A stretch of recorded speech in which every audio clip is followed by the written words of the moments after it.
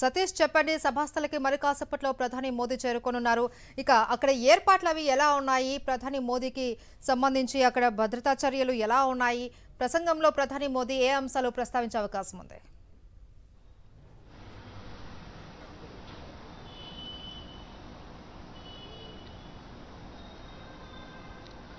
మహేశ్వర ప్రధానమంత్రి నరేంద్ర మోడీ కొద్దిసేపటి క్రిందమే వెలగపూడి చేరుకున్నారు. మరి కాసేపట్లో సభా ప్రాంగణానికి కూడా ప్రధానమంత్రి చేరుకోబోతున్నారు. వెలగపూడిలో ఉన్నటువంటి హెలిప్యాడ్ దగ్గర ఆంధ్రప్రదేశ్ రాష్ట్ర ముఖ్యమంత్రి, అదేవిధంగా మంత్రులు, ఉప ముఖ్యమంత్రి పవన్ కళ్యాణ్ ప్రధానమంత్రి నరేంద్ర మోడీకి స్వాగతం పలికారు. అక్కడి నుండి మరి కాసేపట్లో సభా ప్రాంగణానికి చేరుకుంటారు. చేరుకున్న తర్వాత ప్రధానమంత్రి వివిధ ప్రాజెక్టులు ఏవైతే 58,000 కోట్లు, సుమారుగా 58,000 కోట్ల రూపాయలు విలువైనటువంటి ప్రాజెక్టులకు సంబంధించి అమరావతి రాజధానిలో పలు భవనాలకు సంబంధించినటువంటి నిర్మాణాలకు శంకుస్థాపన చేయడంతో పాటు 18 ప్రాజెక్టులకు సంబంధించి అంటే జాతీయ రహదారులు, రైల్వే ప్రాజెక్టులకు సంబంధించినటువంటి ప్రారంభోత్సవాలు, జాతికి అంకితం వంటి కార్యక్రమాలకు లాంఛనంగా ప్రధానమంత్రి అక్కడి నుండే వర్చువల్గా చేపట్టనున్నారు. కేవలం ఈ ప్రాంగణానికి సంబంధించి అమరావతికి సంబంధించినటువంటి పనులు మాత్రం ఇక్కడి నుండి ప్రారంభిస్తారు. మిగిలినవన్నీ కూడా వర్చువల్గా ప్రధానమంత్రి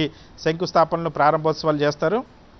నాగాలంకలో క్షిపణి ప్రయోగ కేంద్రానికి సంబంధించి శంకుస్థాపన, విశాఖలో 100 కోట్ల యూనిటీ మాల్ నిర్మాణానికి సంబంధించి ఆ శంకుస్థాపన కూడా ప్రధానమంత్రి నరేంద్ర మోడీ ఇక్కడ నుండి వర్చువల్గా చేయనున్నారు. ఇంకా అనంతరం ప్రధానమంత్రి సభలో ప్రసంగిస్తారు. రాజధానికి సంబంధించి, ముఖ్యంగా ఆంధ్రప్రదేశ్ రాష్ట్రానికి సంబంధించి ప్రధానమంత్రి ఏం వరాలు కురిపిస్తారు, ముఖ్యంగా ఆంధ్రప్రదేశ్ రాష్ట్రానికి సంబంధించిన విభజన సమస్యలకు సంబంధించిన పరిష్కారానికి ప్రధానమంత్రి ఎటువంటి ప్రకటనలు చేస్తారు, రాష్ట్ర ముఖ్యమంత్రి అయినటువంటి చంద్రబాబు ఆంధ్రప్రదేశ్ హక్కుల సాధన కోసం ఏ అంశాలను ఈ సభ ద్వారా కోరతారన్న అంశానికి సంబంధించినటువంటి ఆసక్తి రాష్ట్ర వ్యాప్తంగా ప్రజలు, ఈ సభని చూస్తున్నటువంటి ప్రజల్లో ఎదురు చూస్తూ ఉన్నారు. ముఖ్యంగా ఆంధ్రప్రదేశ్ రాష్ట్రానికి సంబంధించినటువంటి విభజన సమస్యలపైన ఇంకా దాదాపుగా రాష్ట్ర విభజన జరిగి 11 సంవత్సరాలు అవుతున్నటువంటి నేపథ్యంలో రాష్ట్రానికి సంబంధించినటువంటి షెడ్యూల్ 9-10లో ఉన్నటువంటి ఉమ్మడి సంస్థలు, ఉమ్మడి ఆస్తుల విభజనకు సంబంధించినటువంటి అంశం ఇంకా అపరిష్కృతంగానే ఉన్నటువంటి పరిస్థితి. మరొక వైపు పోలవరం ప్రాజెక్టుకి సంబంధించినటువంటి సందేహం ఇప్పటికీ రాష్ట్ర వ్యాప్తంగా ఉన్నటువంటి రైతుల్లో వ్యక్తం అవుతుంది. పోలవరం ఎత్తు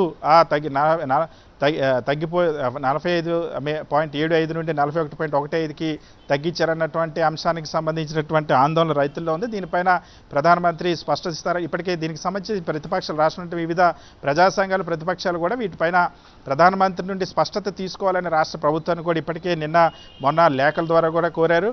ముఖ్యంగా పోలవరానికి సంబంధించిన ప్రత్యేక హోదాకి సంబంధించి ఆంధ్రప్రదేశ్ రాష్ట్ర ప్రభుత్వం ఇప్పుడు సంపూర్ణమైనటువంటి మెజారిటీ ఉండడమే కాకుండా ఆంధ్రప్రదేశ్ రాష్ట్రానికి సంబంధించినటువంటి ఎంపీలపైన కేంద్ర ప్రభుత్వం ఆధారపడి ఉన్నటువంటి నేపథ్యంలో ఈ నేపథ్యంలో ప్రత్యేక హోదా ఆంధ్రప్రదేశ్ రాష్ట్రానికి వస్తుందన్నటువంటి ఆశ రాష్ట్ర వ్యాప్తంగా ఉన్నటువంటి ప్రజల్లో ఉంది. దీనికి సంబంధించిన ఏమైనటువంటి ప్రకటన చేస్తారా? ఉమ్మడి ఆస్తుల విభజనకు సంబంధించి కానీ పోలవరం, ఎందుకంటే దాదాపుగా R&Rకి సంబంధించిన 30,000 కోట్ల రూపాయలకు సంబంధించినటువంటి స్పష్టత లేనటువంటి పరిస్థితి. దానికి సంబంధించి అదేవిధంగా మరొక వైపు విశాఖ రైల్వే జోన్కి సంబంధించి కూడా ఇంకా గెజెట్ విడుదల కానటువంటి పరిస్థితి. రైల్వే జోన్కి సంబంధించి ఒరిస్సా నుండి వచ్చినటువంటి అభ్యంతరాలతో అదొక సమస్య ఇంకా అపరిష్కృతంగానే ఉన్నటువంటి పరిస్థితి ఉంది.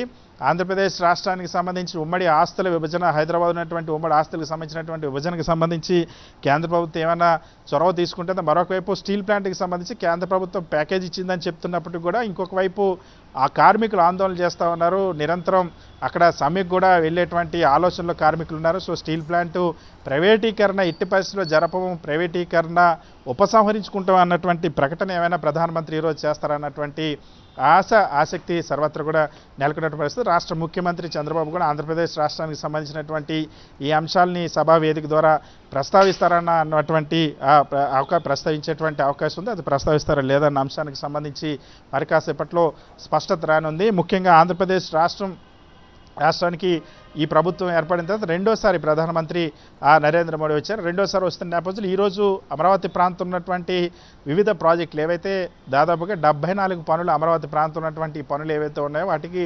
49,000 కోట్లతో రాష్ట్ర ప్రభుత్వం టెండర్లు పిలిచింది. ఈ 49,000 కోట్లతో పిలిచినటువంటి టెండర్లకు సంబంధించి ఇందులో 49,000 కోట్లలో ఏవైతే ప్రధానంగా రాజధానికి సంబంధించినటువంటి శాశ్వత సచివాలయం, శాశ్వత అసెంబ్లీ, అదేవిధంగా శాశ్వత హైకోర్టు నిర్మాణాలకు సంబంధించినటువంటి భవనాలకు సంబంధించినటువంటి శంకుస్థాపనలు, వీటికి సంబంధించిన సచివాలయం టవర్స్, అదేవిధంగా జిఏడి టవర్స్, వీటన్నిటికి సంబంధించినటువంటి శంకుస్థాపన కూడా ఈరోజు చేయనున్నారు. దీంతో పాటుగా జడ్జిల నివాస ప్రాంతాల నివాస గృహాలకు సంబంధించి అదేవిధంగా ఇతర ప్రాజెక్టులు ఏవైతే రోడ్డు కనెక్టివిటీకి సంబంధించినటువంటి ఆ పనులకు సంబంధించి, అదేవిధంగా అమరావతిని ముంపు నుండి రక్షించడం కోసం నిర్మించేటువంటి వాగులకు సంబంధించి పనులకు సంబంధించి టెండర్లు ఏవైతే టెండర్ల ప్రక్రియ పూర్తయిందో మొత్తం 77,000 కోట్ల రూపాయలకు సంబంధించిన ప్రాజెక్టుల్లో 49,000 కోట్ల రూపాయలకు సంబంధించిన ప్రాజెక్టులకు పనులకు సంబంధించి ఇప్పటికే టెండర్లు పూర్తయ్యాయి. వీటన్నిటిని కూడా ఈరోజు ప్రధానమంత్రి నరేంద్ర మోడీ చేత లాంఛనంగా లాంఛనంగా శంకుస్థాపన చేయిస్తోంది రాష్ట్ర ప్రభుత్వం. గతంలో చేసినటువంటి శాశ్వత సచివాలయం, అసెంబ్లీ, అదేవిధంగా హైకోర్టు భవనాల సంస్థ మళ్ళీ ఇప్పుడు శంకుస్థాపన చేస్తుంది. దీంతో పాటుగా జాతీయ రహదారులు, రైల్వే ప్రాజెక్టు సంస్థ మరి కాసేపట్లో ప్రధానమంత్రి నరేంద్ర మోడీ సభా వేదికపైకి చేరుకుంటారు. ప్రధానమంత్రి ఇప్పటికే వెలగపూడి చేరుకున్నారు, హెలిప్యాడ్ దగ్గరికి చేరుకున్నారు. హెలిప్యాడ్ దగ్గర నుండి సభా ప్రాంగణానికి మరి కాసేపట్లోనే ప్రధానమంత్రి చేరుకున్నారు. దాదాపుగా 4 గంటల 55 నిమిషాల వరకు కూడా ప్రధానమంత్రి ఈ ప్రాంగణంలో ఉంటారు. ఇక్కడ ప్రధానమంత్రి ప్రసంగిస్తారు. అదేవిధంగా ఈరోజు ముఖ్యంగా ఇవాళ ఉదయం కేరళలో పర్యటించిన తర్వాత ప్రధానమంత్రి నరేంద్ర మోడీ ఇప్పుడు ఆంధ్రప్రదేశ్ రాష్ట్రానికి పర్యటనకు వస్తూ ఉన్నారు. సో రాష్ట్ర వ్యాప్తంగా ఇటీవల ఉన్నటువంటి ఉన్నటువంటి ప్రత్యేక పరిస్థితుల నేపథ్యంలో పటిష్టమైనటువంటి భద్రతను కూడా ఏర్పాటు చేశారు. దాదాపుగా 6,000 మంది పోలీసులను భద్రత కోసం రాష్ట్ర ప్రభుత్వం ఏర్పాటు చేసింది.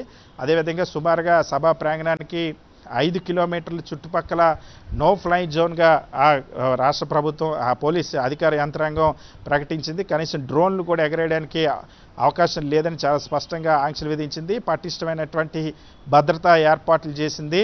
ముఖ్యంగా రాష్ట్ర వ్యాప్తంగా ఉన్నటువంటి అన్ని జిల్లాల నుండి కూడా పోలీసు యంత్రాంగాన్ని కూడా సమీకరించింది. పటిష్టమైన భద్రత. మరొక వైపు పెద్ద ఎత్తున జనాన్ని సమీకరించడానికి రాష్ట్ర ప్రభుత్వం నిర్ణయించిన 5 లక్షల మందిని సమీకరిస్తున్నాం అన్న అంశాన్ని ప్రకటించిన నేపథ్యంలో దానికి తగ్గట్టుగా పోలీసు బందోబస్తుని ఏర్పాటు చేసినటువంటి పరిస్థితి. ప్రధానమంత్రికి సంబంధించినటువంటి భద్రతను పూర్తిగా పటిష్టమైన భద్రతను దాదాపుగా 6,000 మంది పోలీసులను ఏర్పాటు చేసినటువంటి పరిస్థితి. సో మరి కాసేపట్లో ప్రధానమంత్రి నరేంద్ర మోడీ సభ ప్రాంగణానికి చేరుకుంటారు. అక్కడి నుండి శంకుస్థాపనలు, ప్రారంభోత్సవాలు చేసిన తర్వాత ప్రధానమంత్రి ప్రసంగిస్తారు. అయితే ప్రధానంగా మోదీ ప్రసంగంపైనే సర్వత్రా ఆసక్తి నెలకొంది. ఈ ప్రసంగంలో రైతులను ఉద్దేశించి కానీ, కార్మికులను ఉద్దేశించి కానీ ఏమైనా మాట్లాడే అవకాశం ఉందా సతీష్?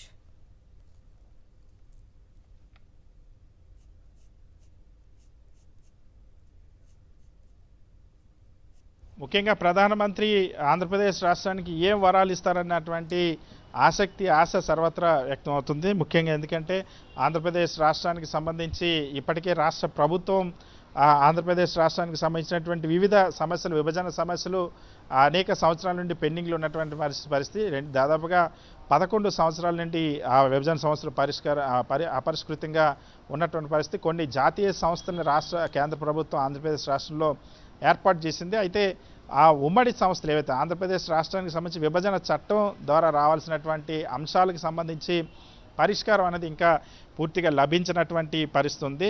సో ఈ నేపథ్యంలో ఉమ్మడి ఆస్తుల విభజనకు సంబంధించి కానీ, ఉమ్మడి డిపాజిట్లు కానీ దాదాపుగా ఆంధ్రప్రదేశ్ రాష్ట్రానికి సంబంధించి 1,00,000 కోట్లకు పైగా ఉన్నటువంటి ఆస్తుల విభజన, డిపాజిట్ల విభజన జరగాల్సినటువంటి అవసరం ఉంది. వీటికి సంబంధించినటువంటి సమస్యను కేంద్ర హోంశాఖ పరిష్కరించాల్సినటువంటి అవసరం ఉంది.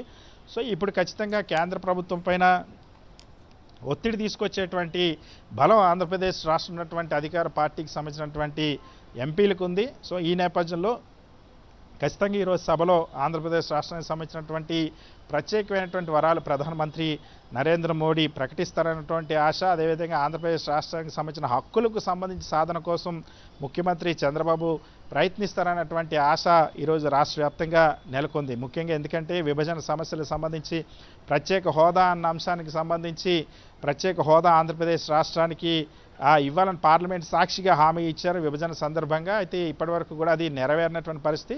అయితే రాష్ట్ర విభజన తర్వాత ఇప్పుడు పూర్తిగా ఆంధ్రప్రదేశ్ రాష్ట్రంలో ఉన్నటువంటి ఎంపీల పైన ఆధారపడినటువంటి ప్రభుత్వం కేంద్రంలో ఉంది కాబట్టి ఇక్కడ ఉన్నటువంటి తెలుగుదేశం పార్టీ, జనసేన పార్టీ ఎంపీల మద్దతుతోనే కేంద్ర ప్రభుత్వం నడుస్తుంది కాబట్టి ఖచ్చితంగా ఇప్పుడు ఆంధ్రప్రదేశ్ రాష్ట్రానికి సంబంధించినటువంటి తెలుగుదేశం జనసేనకు సంబంధించిన ఎంపీలు ఆంధ్రప్రదేశ్ ముఖ్యమంత్రి చంద్రబాబు డిమాండ్ చేస్తే ఖచ్చితంగా ఈ హక్కులు సాధించుకునేటువంటి అవకాశం ఉంటుంది. దానికి సంబంధించి ప్రత్యేక హోదాకి సంబంధించినటువంటి ప్రకటన ఆ ప్రధానమంత్రితో సాధించగలుగుతారా? అదేవిధంగా పోలవరం ప్రాజెక్టుకి సంబంధించి ఎత్తు తగ్గించినటువంటి పరిస్థితి ఇటీవల కేంద్ర ప్రభుత్వం బడ్జెట్లో చాలా స్పష్టంగా 41.15 మీటర్లకు సంబంధించినంత వరకే పోలవరం ప్రాజెక్టు నిర్మాణానికి చేపట్టబోతున్నట్టు చాలా స్పష్టంగా పేర్కొంది. అది రైతుల్లో ఆందోళన నెలకొంది. అది భవిష్యత్తులో అటు ఉత్తరాంధ్ర ఇతర రాయలసీమకు సంబంధించినటువంటి తాగునీటి సాగునీటి అవసరాలతో పాటు కృష్ణా ఆయకట్టును స్థిరీకరించేటువంటి అవకాశాన్ని కూడా లేకుండా పోతుంది. సో ఖచ్చితంగా పూర్తి స్థాయి ఆ పోలవరం ప్రాజెక్టు నిర్మాణానికి సంబంధించి అభయం ఇస్తారా ఈరోజు ప్రధానమంత్రి నరేంద్ర మోడీ అన్నటువంటి ఆస్తి ఎదురు చూస్తున్నటువంటి పరిస్థితి. ఇంకొక వైపు 30,000 కోట్ల రూపాయల వరకు పోలవరం నిర్వాసితుల R&Rకి సంబంధించినటువంటి స్పష్టత లేనటువంటి పరిస్థితి. రాష్ట్ర ప్రభుత్వం కూడా దీనిపైన స్పష్టత ఇవ్వడం లేదు. కేంద్ర ప్రభుత్వం చేపడుతున్నటువంటి ప్రాజెక్టు కాబట్టి ఈరోజు ప్రధానమంత్రి చేత స్పష్టత ఇప్పిస్తారన్న అంశం చూడాలి. స్టీల్ ప్లాంట్ ప్రైవేటీకరణకు వ్యతిరేకంగా ఇప్పటికీ కార్మికులు ఇంకా ఆందోళన కొనసాగిస్తున్నటువంటి పరిస్థితి. స్టీల్ ప్లాంట్ ప్రైవేటీకరణ వెనక్కి తీసుకుంటున్నట్టు ప్రకటిస్తారా కేంద్ర రైట్. Thank you Satish.